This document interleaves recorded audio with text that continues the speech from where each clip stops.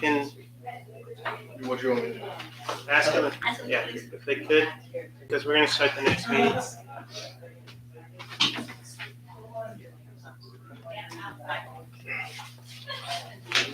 All right.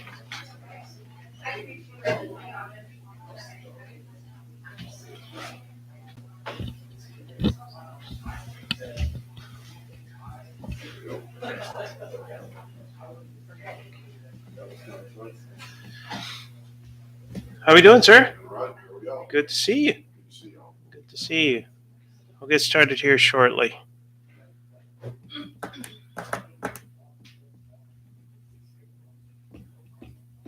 nothing's changed since the 11th, the presentation, right? We didn't update it? Yeah, whatever we sent you. It's the same. All right. We're good. It's out there. Okay. Is that on? It's on. Okay. Perfect. Okay, Paula, if we can go ahead and show us, it's 7:35 p.m. We're going to go ahead and get started, and we'll go ahead and do roll call. If you can go ahead. District 1, Alderman Miguel Guerra. Here. District 2, Alderman Richard Hughes. Here. District 3, Alderman David Emery. Here. District 5, Alderman Charles Kate. Here. And District 4, Alderman Michael Rodriguez is out today. Okay, thank you. Appreciate it. Let's go ahead and keep going. So if everybody can please stand, we'll go ahead and do the Pledge of Allegiance. I pledge allegiance to the flag of the United States of America and to the republic for which it stands, one nation, under God, indivisible, with liberty and justice for all. All right, thank you so much. Appreciate that. All right, Council, I know we came together to go ahead and take care of this special meeting. We'll go ahead and go into item number 4, open session. This is a discussion and presentation regarding the creation of a stormwater utility fund for the city of Lidle and possible setting up follow-up meeting. So, Zach, I'll turn it over to you. And all go ahead right. and Well, I'm not going to be speaking too much. I'm going to let Kate and Matt with Kimley Horn and NewGen basically take it from here. But obviously, we wanted to reintroduce to City Council, this discussion y'all had previously about creating a stormwater utility fund for the city, and so we want to get that back in front of y'all because we're kind of at a point where we need to start making some decisions and having some additional meetings going forward. So I will turn it over to them and let them take it over from here. So awesome. All right, Kate. Good evening, Mayor, council members. Thank you for having me again. It's been a while since I've been here, so the presentation tonight, we're going to try to quickly just go over an overview just to refresh everybody on just stormwater utilities in general, what we've done up to now. I'm eventually going to pass it over to Matthew Garrett, who's here with NewGen, who's going to talk more about the financial side of things. You can go to the next slide. So in 1987, Texas legislation enacted the Municipal Drainage Utility Systems Act, which allowed municipalities to enact legislation to essentially assist with a user fee funding program for the city's drainage management activities and also drainage infrastructure needs as well. Oftentimes when stormwater needs are increased for a municipality, the general fund is not keeping up at the same rate. And so the great thing about stormwater utilities is having a separate utility fund will allow the city to use those general funds for other services. This is just a quick image just showing you the utilities in the state. Each of the dots you see on this image represents a county within the state. Texas is, I believe, the leading state in all of the nation for the amount of stormwater utilities currently in place with municipalities in Texas. As you can see, the larger there's a decent amount in DFW area, but those utilities are growing and growing in the central and South Texas areas as well.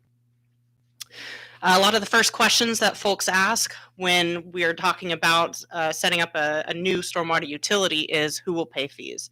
A simple answer, properties in the city's limits. Everybody uses the city's drainage infrastructure within the city. There is mandatory exempt properties per state law. That would include undeveloped properties, a subdivided lot until a certificate of occupancy has been issued, and also property owned by the state or an institution of higher learning. There's also discretionary exempt properties, and the properties in Lytle include City of Lytle property, school district property, and religious institution property. So for stormwater utilities, essentially a goal, what your goal is when you are first setting up a utility is trying to determine the nexus between an individual property's use of the city's stormwater utility. Now, the billing basis from per state law, it can be any basis as long as it's not the value of the property, it's related to drainage, and also it needs to be equitable, non-discriminatory, and reasonable. So essentially, in simple terms, the billing basis exercise includes you take an inventory of the city, you determine the total billing units in the city, and you split the cost of service amongst the billable parcels. So the most common basis of stormwater utility rate structures in the state and also the nation is imperviousness. And essentially impervious means it doesn't allow water to penetrate the surface.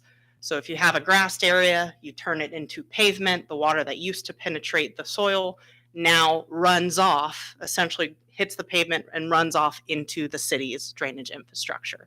So the more impervious area that a property will have, the higher runoff volume and peak flow rate, and thus they have a larger use of the stormwater utility system. This is just an example of a school ISD property in the Central Texas area. You can see in red the outline of their total impervious area is much larger than some of their neighbors. They will be paying a higher monthly rate in this case. Now, taking it a step further from just imperviousness, the most common billing unit in the state is called an ERU, an equivalent residential unit. And essentially it is the median or average impervious area of a single family property in the city. And it's set up in a manner where each single family property would be charged 1 ERU per month. And the reason is because typically single families properties don't really range a whole lot from one property to the other in the city. It's kind of difficult to set up a unique individual bill for each single family property. It's kind of a large toll on city staff. It's much easier to just say each single family property is going to be assessed 1 ERU, and they will all be paying the same monthly bill a month. In Lytle, that value is $3,200. As I mentioned, when you have single family properties, they will just have 1 ERU. Their bill will just be 1 ERU. When you've got the non-single family properties, you take their total imperviousness and you figure out how much ERUs they have, and they will have that larger bill. Okay. So this is just showing you an example of how it would be applied to a commercial property. And so this is just a commercial property. Let's say they have 100,000 square feet of impervious. As I mentioned on the previous slide, 3,200 square feet is 1 ERU. You would divide that 100,000 square feet divided by that 3,200, and you get around 31.3 ERUs.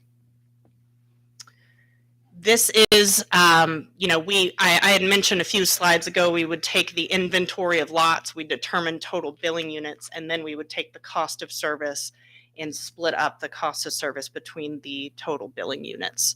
This shows a summary of our exercise we did last in 2023, where we essentially determined how much impervious area is within the entire city limits. We did exclude mandatory exempt properties because they're never going to get a bill. So this includes single family residential. You've got 1,012 properties. As mentioned, they will all be 1 billing unit each. So regardless of their total impervious area, that is 1,012 ERUs. Going to non-single family residential, non-exempt, so we're not including any of the discretionary exempt properties I mentioned before. There's 187 in this category, and their total impervious is 4.4 million square feet. Divide that by that 3,200, that's how you get the 1,377 ERUs. That same exercise of dividing the 3,200 was applied to the remaining 3 property types, and those remaining 3 property types are the discretionary exempt properties. So you've got the city of Lytle, which is 15 properties, school ISD 12, and religious 18. You take the total of all of those, and that would be 2,908.8 ERUs that we have determined in the city limits. Now I'm going to bring it over to transition over to Matthew Garrett, who will talk about stormwater utility and fee considerations. Excellent. Thank you, Kate. Howdy all. My name is Matthew Garrett with NewGen Strategies and Solutions. Pleased to meet you for the first time. Unlike Kate, I haven't been here before. But what we're doing is a really big fraction, right? And so we have the total units as the denominator, and that's what Kate just shared with you. That's your billing potential, right? Ultimately, if we charge $1 per that number, we'd get $34,000 a month, something in that range today, less anybody that may be missing or not paying a bill that month. But what do we have as a numerator, right? We need to figure out the cost. We need to understand what we are doing and what services we're providing. There's a reason the state statute precludes you from using the value of the property. That's because otherwise it would be a lot like your ad valorem tax. And to be a proper fee, obviously we need to understand the cost of service in this specific utility, just like other enterprise funds across the state. So to that end, the charge for your administrator, the charge for you as a council is to say what services and what service level would you like to achieve that will dictate the cost to determine the appropriate fee to meet that service level. Does that make sense? Excellent. And so you'll see the question isn't how much do we need for the services we're providing today? We don't provide a lot today. The idea behind this utility, as I understand with staff, is to do more than we're currently doing. So we have to define that new service level. So ultimately, what level of service do we want, right? What are our objectives? How do we do that in a 5-year plan? How does it go beyond 5 years? And then again, we have projects. So in addition to the potential of hiring a staff and buying a truck to do some more work in the field, we may want to actually do some capital projects. So if we were to debt fund those, what does that look like, right? Is it a 20-year note? Are we going to have to pay that out of the current fees for 20 more years and kind of be locked in to that one project? And so those are the balancing acts sort of in front of you as a council. You can go ahead and go to the next slide if you like. So some examples, right? Inspections, the operations and maintenance, various permits. These are items that can be included per state statute. So you have the cost of acquisition of land, you've got equipment, facilities, you can do the engineering. You could use that proceeds for repairing current deficient systems, installing new systems, right? Effectively, it's everything related to the stormwater utility. And that's the nexus, right? I think as Kate alluded to, the statute was set up to create a funding source for things related to drainage. So long as they fall under the allowable cost of service from the statute, they can be included in this utility. All right, so we talked about the total units. I sort of spouted off what $1 would achieve. After I back out, I think this is a number backing out. Yeah, no, this is 100% collection. So you have to consider that occasionally a commercial property may go vacant for a month and occasionally someone moves in and moves out. But barring that, you have the potential at $5 to earn $174,000 per year. And of course, the math is simple from there. Up to $11 would be $383,000. Right. So some items that have already been considered, and we're going to come back to you with this, I understand, but we're already talking about 2 positions, potentially a vehicle, and those positions would be staggered, maybe one in year 1 with a truck and then another in year 3. And these are things that your staff is already sort of working out and laying out for you to decide on. Additionally, there are some current expenses. We would call those general and administrative. You could have your overhead from even your city administrator, right? Your staff that already supports HR and finance and others could contribute to this utility just like they could in a water and wastewater utility. So those costs are factored in as well. So effectively, we'll have a menu by the time we're done for council to consider of what you want to include in your service level. So any questions about the costs that could be included or the path to get there? I have a couple questions for you. What's the average statewide for stormwater utilities? I don't want to lie to the penny, but I believe the last time I surveyed it, I had about 76 cities on that survey, and I think it was about 470 or so. Fact check. You have one like that? I thought it was usually around $5 to $6, but. Right. Well, I've seen that trend go up substantially. So our team is actually updating. I have about 110 sampled this year. I'll release a new trends report, but I'm kind of referring to 21 numbers. But there's certainly a movement up. Yeah, because looking into all this, what I've seen commonplace is whenever cities implement the stormwater utility is that they'll have a program that they phase in so that customers aren't getting hit with a sticker shock, so to speak, of having to pay $11 a month. That, hey, maybe in 5 years, that's where we're trying to get with this because, what you just spoke about, okay, we really don't know, right, what we want to do with this program yet. And I think, of course, my biggest question, and I think the most logical way to proceed would be for us to have a citywide master drainage plan done. That way, we know which projects, which capital improvement projects we're going to get the most out of our money for. Because when we talk about a truck, right? What's a truck going to do to maintain a drainage system, right? I mean, I know you just used that as an example, but something like a mini excavator, a skid steer, Sure.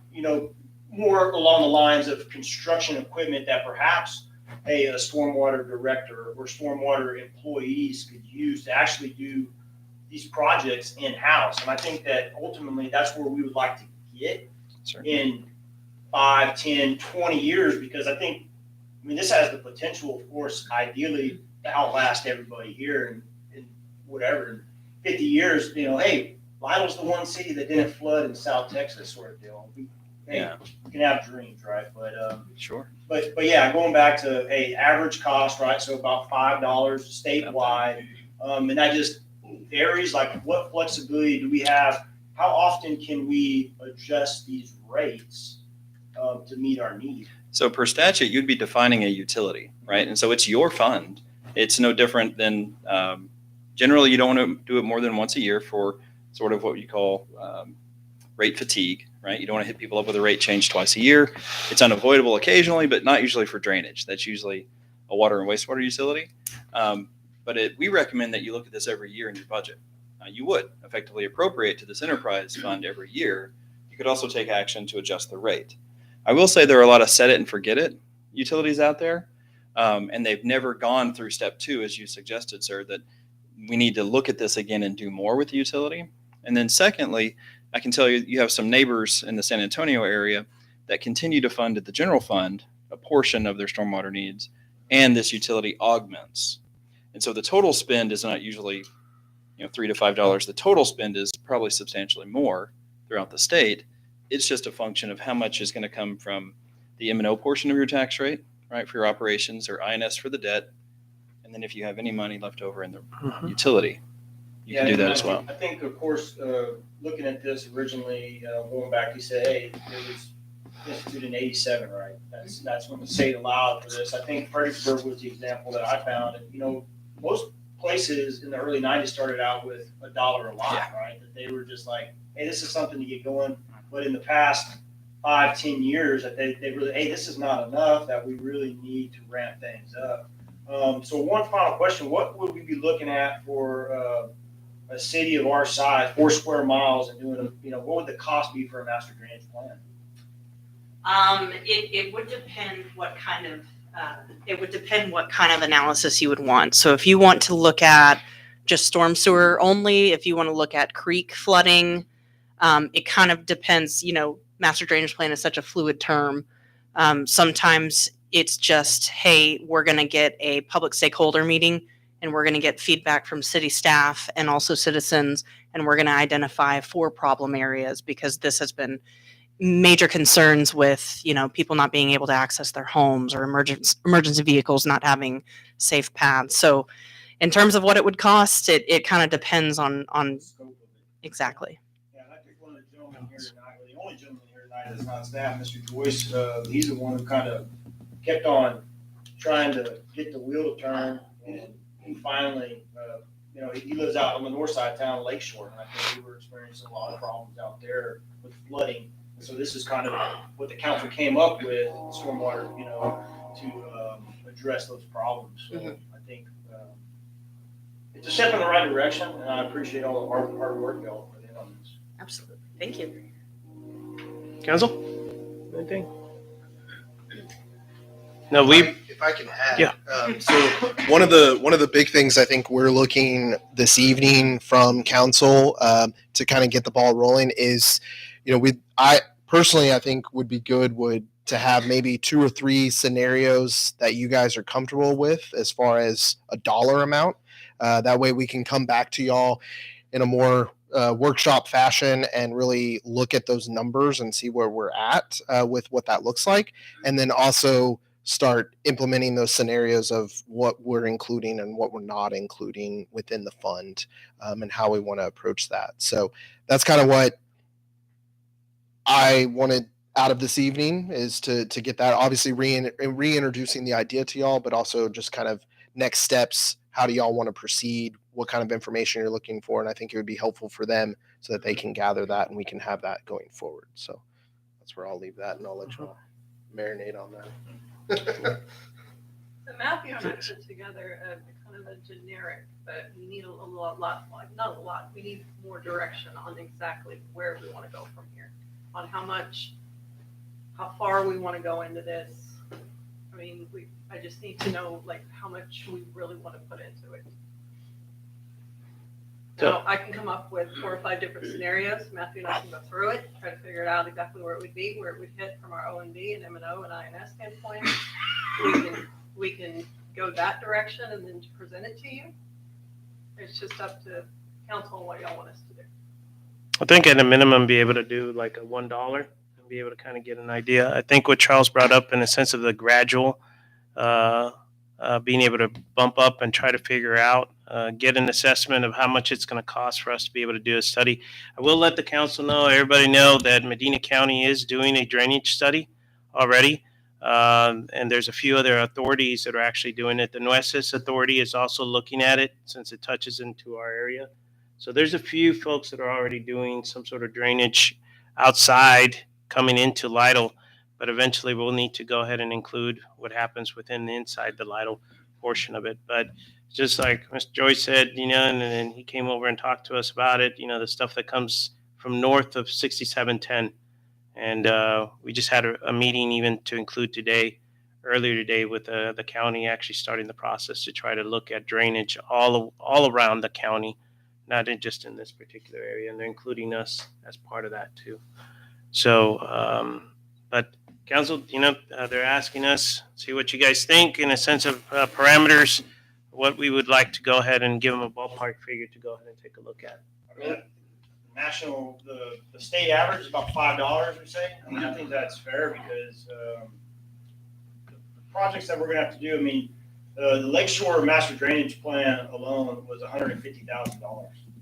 At $1, you're looking at generating under $3,000, not even $36,000 a year. We have drainage projects that have been pending on the books to try to get financing. And 3 years ago, they were $150,000. So, I think we start there and we see, based off conversations and, feedback from the citizens. Otherwise, we're never going to get things funded at that low rate. That's my opinion.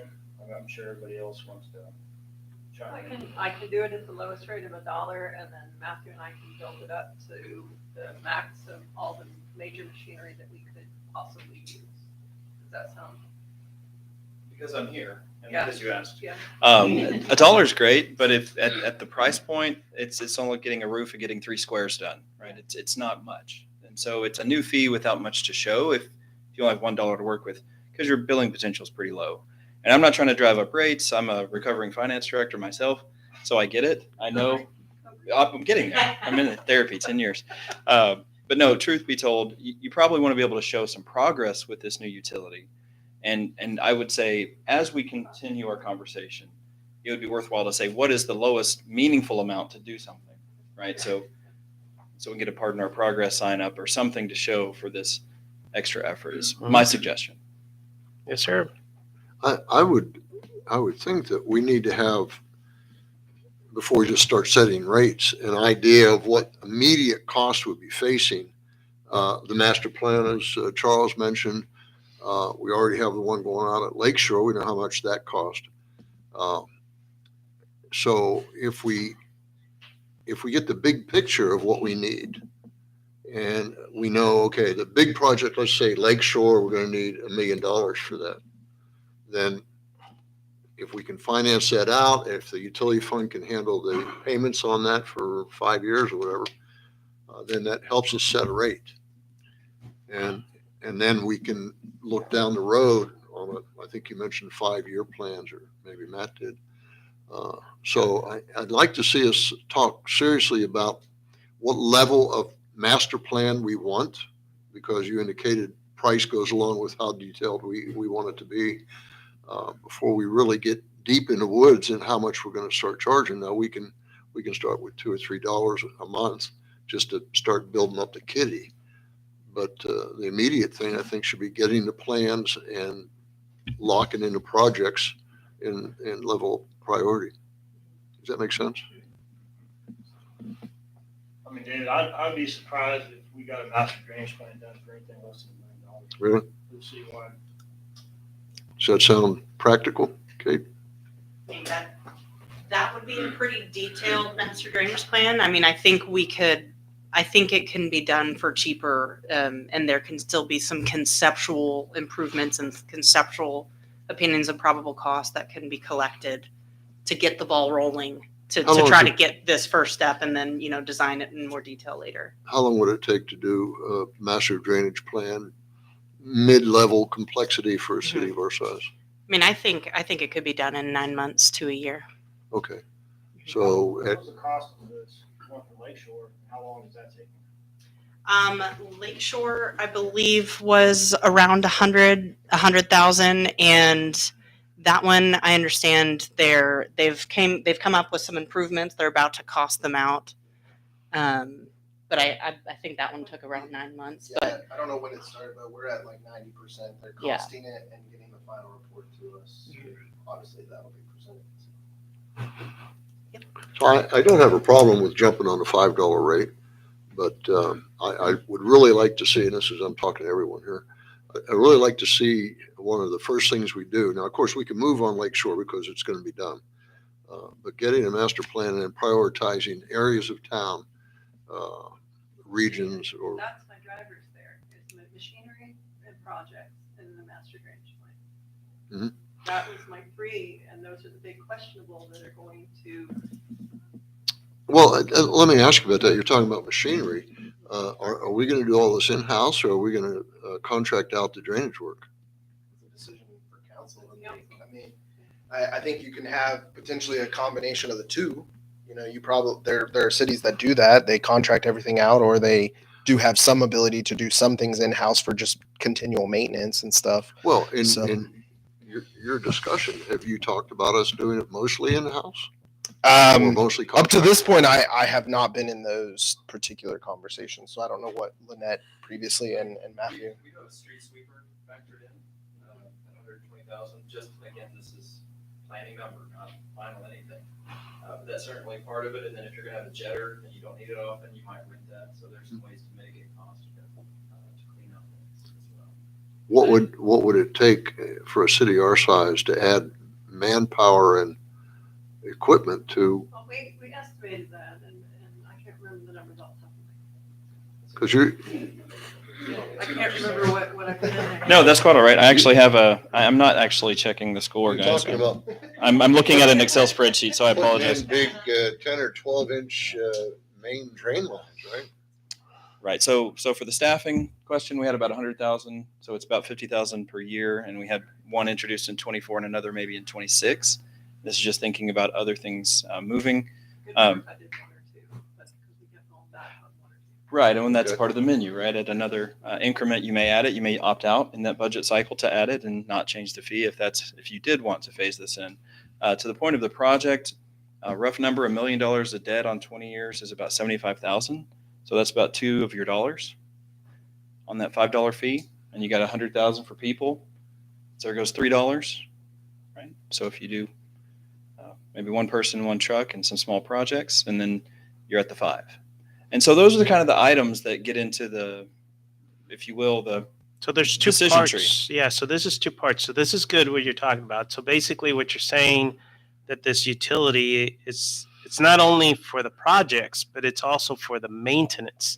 What would be the normal maintenance. So you're looking at being able to incorporate the normal things that need to be done. Because you have different areas in the city that have, whether it be at Lakeshore or down on Somerset Street, Benton City area, all that area that needs to be redone. And that's going to be a major project right there, just to be able to kind of figure that area and the engineering that goes. I know the last time that we talked about it, they were actually going ahead and trying to see if we could find a grant to go ahead and do some engineering in that area, because that's one corridor that we definitely cannot afford to shut down when we get excessive rainfall, and we have to shut down that connection point to the I-35 corridor. Do any of these small municipalities have interlocal agreements amongst stormwater utilities to have a cost sharing for equipment? So you talk about stuff that might not be needed all the time, right? Do you know of any, stormwater utilities across the state who have something like that? Because, we do have 4 or 5 small communities around here that, of course, if they were doing something similar, then no one would be footing the bill entirely for an excavator, street sweeper. $120,000 for just a street sweeper. I don't see us using that, 365 days a year, right? So it's like, how do we mitigate that cost that we would be bearing the burden on whenever we're not maximizing the use? Hey, renting it out, but let's be realistic. I don't think a lot of, just looking at the streets in the region, that's not something that's normally done. I know it's used for an example, but Sure. excavators. I'm thinking excavators, bulldozers, stuff of that nature. But There are a number of interlocal agreement opportunities. Problem is sometimes when you have the event, catastrophic or otherwise, everyone wants the backhoe. Everyone wants the grapple truck. Everyone wants the thing, right? So the street sweeper may not have that. We could probably schedule that and not have it's not responding to emergencies. I've certainly done it. Again, back in my old days, we had a 911 dispatch regionalized, and we participated in that. So you absolutely can look to your partners to help with cost. It's just a function of how you write it. I think it's been, up to this point, obviously, Mr. Deere was involved and Lynette was involved, and it was just a matter of, what could we include? Here's some equipment, maybe here's some human capital, that we can include. So it's really up to how council wants to go. If we want to contract everything out, if we want to, have a little bit for maintenance and, we're contracting out, obviously some engineering, we don't have an engineer on staff. So, certain projects we're going to have to contract stuff out, and go through those processes. So especially if we're going to tackle big projects like, Benton City Road. So, I think we probably need to look at the equipment, because I'm just looking at the different areas that we've actually had flooded. And, I would prefer getting the right type of equipment and stuff, because up at Lakeshore, I can tell you a sweeper is not going to do anything for us up there. So, so drainage systems that we have, right? I know that the one that comes to mind is right here on 132, and it's filled with soot, and that's the one that flows south to Somerset, to Benton City Road. Yeah.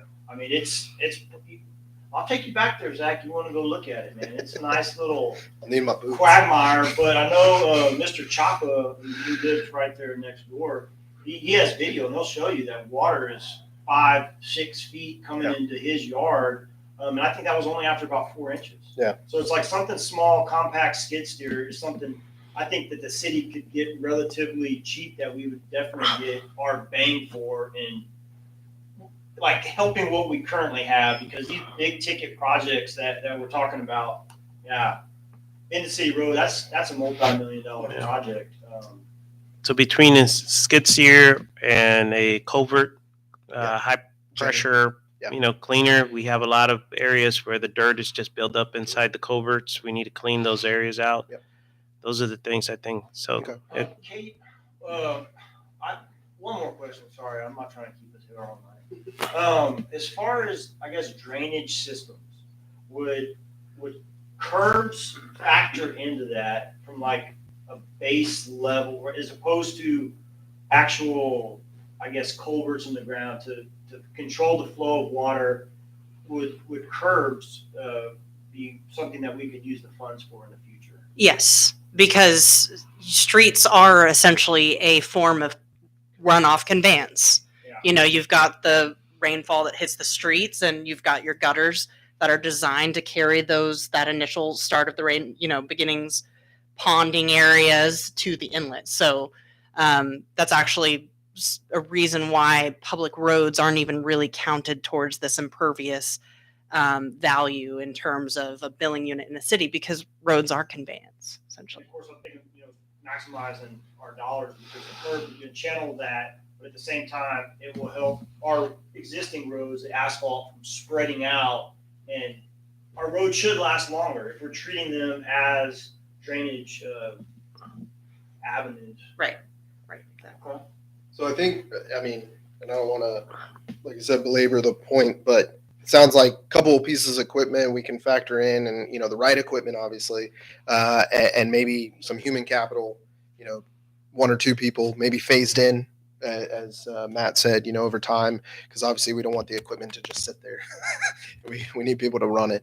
And then it sounds like from the consensus that I'm hearing is, maybe some sort of master drainage plan to start identifying where those projects are and getting some costs associated with that. Obviously, I think a part of this is we're going to have continual public hearings, and we're going to have, input from the public, and we want to get, where things, and I kind of envision some sort of exercise where people are identifying maybe some projects, but at the same time, we want to make sure we're also figuring out engineering wise where the true issues lie. So we want to go through that exercise. So I think that's the consensus that I'm hearing from everybody. And I think, anybody else want to add anything? Zach, when you talk about the manpower, Yeah. will they be strictly in the public works, or would be a person doing administrative work, or So- both? Well, when I formatted that new part of the budget, it was a mixture of that in your DNA. So you had your public works person, and we'll call them the streets person. Yeah. And then there's a percentage of Zach and myself and Paula, and so it's all in. And a lot of times, David, it'll be a new department that's separate from public works, and it'll be a. Oh, I can see it growing into that for Yeah. sure. Yeah. And Does you it, have whatever. you definitely have those examples throughout the state. You also have them where it's just, divisions within public works, so obviously they've seen a lot more of them, so they probably could point to that, but So you would just allocate like percentages of Yeah. our time into it. So what's called cost code of that. Well, I would think that we should probably task our city staff to come up with a couple of options for immediate needs and approximate prices, and then come back to us with some possible numbers for what we need to charge to get your various plans. Let's say 3 plans. That sound like a reasonable thing? Yeah, so based on the agenda, probably if I can get a motion for us to go ahead and set up the follow-up meeting. Yeah, so obviously, we want to. So Kate is going out of town, but we want to keep this ball rolling and keep talking about it. So we did set it up. If council felt like we could identify maybe a time to meet again and have that, then we did it that way. If not, then obviously I'll work on the back end to identify that with y'all. But it was set up so we could, if we felt like. How long do you think y'all would need to put some information together for us? A month? Gonna be gone next week, right? February 20th through 27th, Yeah. so I can still meet next week internally with you. Yeah, so we can meet internally. I'm thinking probably the end of February into the beginning March. of March Yeah. would probably be more appropriate, just so we have all players in person. Yeah, if Kate's gonna be out of town Yeah. and can't talk with y'all, does that give you enough time to? Yeah. Oh, yeah. Yes, I Put some think so. stuff together? And I think, us talking internally next week, and then if we need to continue with Matt, we can schedule maybe some time, and continue that conversation if that's all right. Does this Monday night time, out of cycle on our city council meetings work for everybody? Matthew's in Houston, they may Well, I don't know. I want to make sure Michael is involved in these conversations too. And I know it sounds like maybe Monday those off meetings might be. I'm not exactly sure. So, if we can maybe look at, I know previously Thursdays have been kind of talked about as possible days because that was the original one we were going to do. So we'll look at the calendar. We'll maybe And you'll check with everybody. float some dates to y'all, so that way we're not for sure deciding. Then we have to, Okay, but move we on. can't set So a date tonight. we don't have to set a date tonight. Is all. Well, you have to have, 72 hours, it's like setting a meeting, right? Correct. So it's like, we would need, say tentatively March 4th, or like, let you get with Michael and see what works best, March 4th, March 7th, sort of timeframe. Yeah, we can set a tentative date. I don't see that the mayor. I'll let you. I mean, March 7th on a Thursday sound reasonable to everybody? March 7th. Sound okay? Thursday night? I happen to be on, but I can dial in. I can do that from anywhere. We can figure that out. Yeah. But we start our spring break early. On a cruise, huh? I wish. Where are you going? Well, I go to Oahu Oh, man. Oh my goodness. Which island is it? and what's the big island? Hawaii. Or even the Hawaii, 6th, the Wednesday. Hawaii. I don't know if Wednesday works. The Well, 6th. That's rough. When do you get? When are back? you leaving, or Oh, sorry, I'll be back Oh, on the 20th. the 20th. Ooh, okay. when are you leaving? If he comes back, though, that's the problem. When are you leaving? The 6th. The 6th. So the Not would gonna work come for me if y'all work, but I don't wanna, don't work around me completely, because I know you have someone that wanted the 4th or 5th. So if we do the Um, Monday, the 4th, that's not too close to your takeoff time? No, sir, I can be there. Okay. Well, I'll check with Michael on that as well. yeah, just check on that date. should Correct we? me if I'm wrong, we're trying to figure something out before the budget's set in Yeah, December. I mean, that's kind of what we're shooting Ideally, I would like to have everything put in place and wrapped up and ready to go, so we know what we're expecting when we're adopting the budget. for. What's the notice? I guess after the next meeting, we're going to try to figure out price point, right? What the cost. Yes, we're gonna bring back some of those What's the items. required notice for setting the public hearing? 15 days or 10 days? Yeah, I think it's 15. 15 days. I think it's 15. Yeah. Maybe 30. I actually think it's 30 days. Oh, So okay. 30 days, so okay, say we do it March and then, all right, let's do it, public hearing, first week of April sort of deal. So, how many public hearings do we need? One or two? You just need One. You just need one, but you need to, I believe, publish something in the newspaper at least 30 days in advance. You still need to kind of schedule those Yeah. out. Well, we got the 2 meetings in April, I guess, ideally to Yeah. get it done by then. So what do we need a motion for tonight? For us, for a tentative meeting on the 4th. Okay, If you guys are comfortable with doing it on a Monday night, sure. Yep. Work for you guys? sorry for you. All right. Can I try to word a motion then? Yeah, if there's no other meeting. Yeah, there wouldn't be another You meeting. want it at 4 p.m.? 4 p.m. You got Is the that- show, you got the November. Is that your normal planning and zoning meeting date? Not necessarily. No. 4th, Monday the 4th. No? No. Okay. I mean, we can always adjust. I mean, Okay. All right, well, let's try this. I move that we tentatively set a date for March 4th, 2024 at 6:30 here in council chambers for a follow-on workshop. And also direct city staff to come up with some plans and ideas for helping us come up with a decision on price or rate points. Okay. Make sense? Got a motion for us? to I'll go? second. Got a second? Any further discussion? All those in favor? Any opposed? Okay, we'll go ahead and put it down on the 4th. Check with Mr. Rodriguez, with Michael, and then get back with us. Okay, I think that's pretty much all we had, council. Appreciate you adjusting and coming in a little bit later on this one, but we got it done. So thank you for coming in. It's right now it's 8:19. Do I have a motion for us to go ahead and adjourn? I move that we adjourn, Mayor. Got a second? Any discussion? All those in favor? Any opposed?